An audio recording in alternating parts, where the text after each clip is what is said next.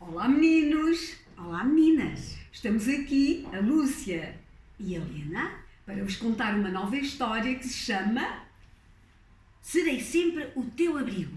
e foi escrita pelo escritor Walter Hugo Main. Quando a avó trocou o coração por um eletrodoméstico, continuou amando. Estava tão acostumada, fazia já do amor uma coisa plenamente racional. Amava por lucidez. Ela dizia, amar é saber. E dizia ainda, amar é melhorar. Tantas vezes me repreendeu quando rabugei ou abreviei um abraço. Ordenava apenas, melhora, rapaz, melhora. O meu avô, ao contrário, era um homem de oficina. Para ele a vida era uma tarefa. Havia que cumprir, plantar, colher, ansiar, ter modos, manter o silêncio, poupar palavras. Usava todas as distâncias e fugas. A maioria das vezes só a minha avó o encontrava metido em lugares debaixo das árvores, por onde ia fazer cálculos e afiar foices. Dava-se com os cães, todos um pouco ferozes. Dormiam também ao sol a sossegar. Quando lhe mudaram o coração para uma máquina esperta, a avó queria só saber se ia fazer ruído como frigorífico à noite. Estávamos todos ocupados, com não sermos esquecidos na paciência de gostar de nós.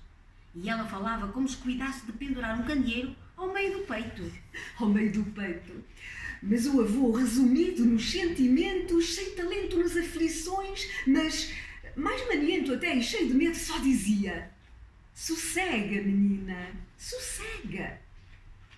Mesmo velhinhos, ele trabalhava, a avó como da primeira vez. Era uma menina. Na nossa casa, a cozinha foi sempre do avô. Ele, de tanto matutar, inventara receitas inigualáveis.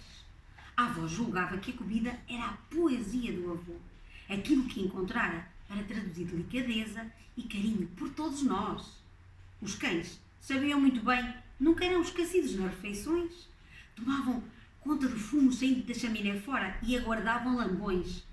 Eu costumava chamá-lo pelas janelas. Capitão, Rosado, Julinho. O avô pedia que se fizesse silêncio.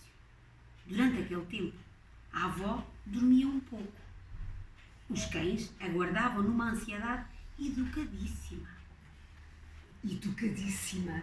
E alguém disse que, em segredo, exatamente deitada para dormir, a avó chorou uma lágrima, apenas uma lágrima, e de imediato ela floriu em seu olhar. Uma flor azul que se levantou do rosto, como a própria lua em redor da cabeça. Tanta coisa era mágica na sua vida, até a tristeza. Eu nunca duvidei. No dia seguinte, sem explicação, um bando azul passou como se fosse chuva chilreando, descendo às copas das árvores, que se regavam ou choravam também. A natureza gostava da avó. Contava-se que quando a família mudou, até as árvores aprenderam a caminhar. E caminharam noite inteira para os nossos bosques e puseram-se pertinho. Foi o avô que jurou.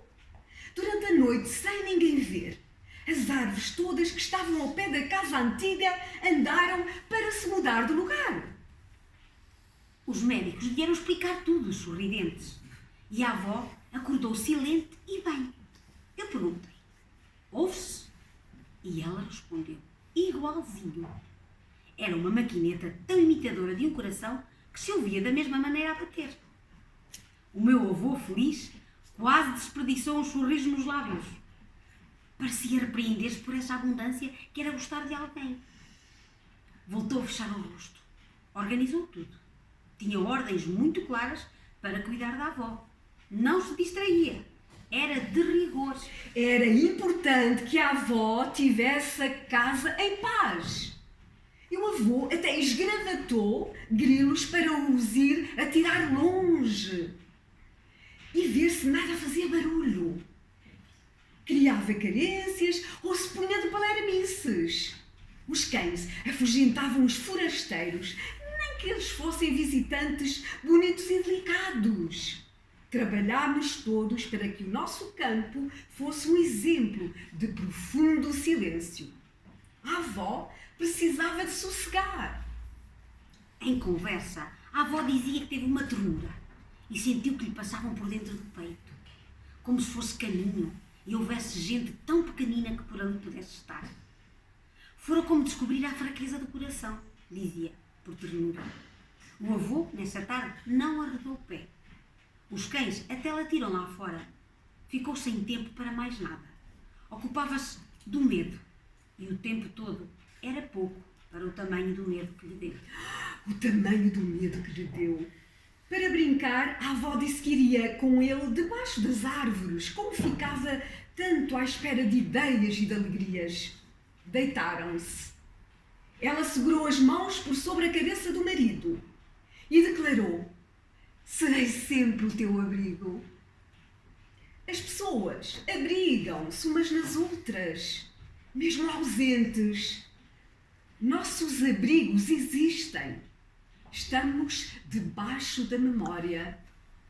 Um dia entendi que os velhos são heróis.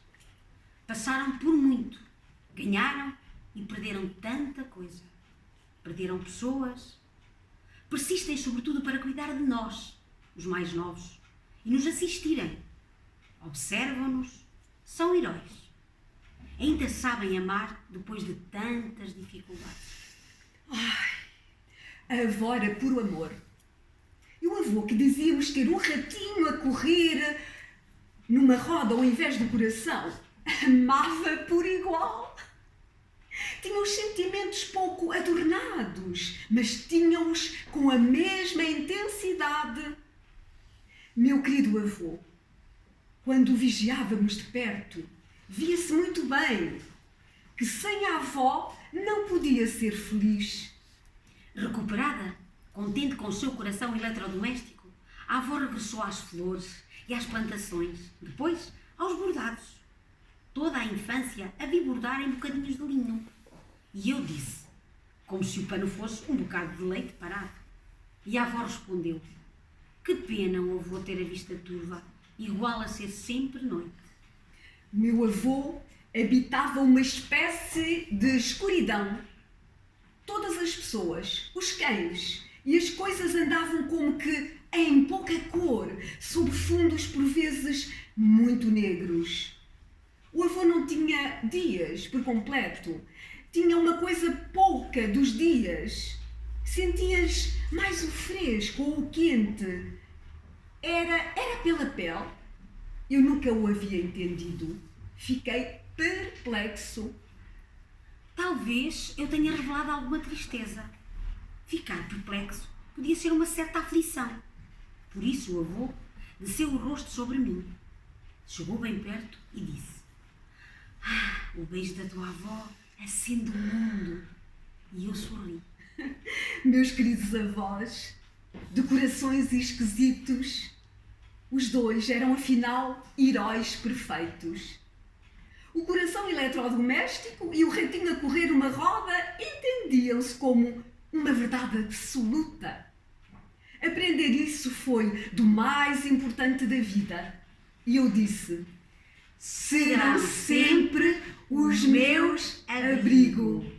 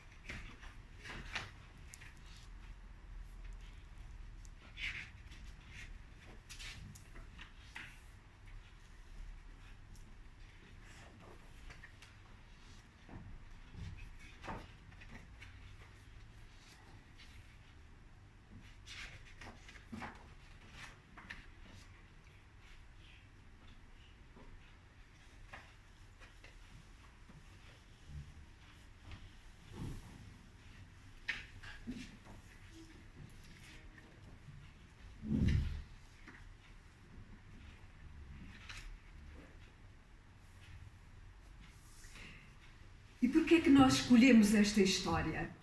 Porque vamos comemorar o Dia Internacional dos Direitos Humanos, o que é importantíssimo para todos, todas as faixas etárias, todas as idades, todas as culturas, todas as raças. Mas será que não nos temos esquecido dos avós, dos idosos? Eles que deram tanto a vida toda, que nos deram tanto. E que importa se têm um coração eletrodoméstico, se têm um aparelho dentro do coração porque já estão muito cansados de amar? O que importa as doenças? Importa É o carinho, a ternura, o tempo que gastaram connosco, com todos nós, o olhar. E por isso, todos nós, devemos dar atenção a todas as pessoas de idade, que são as que mais precisam do nosso carinho, do nosso afeto. Não nos esqueçamos dos nossos avós, das pessoas de idade. Eles têm direitos, como todos nós, como todos vós. E merecem tanto. E os netos, que recebem esse carinho dos avós e esses ensinamentos de toda a vida. E os pais também já receberam deles.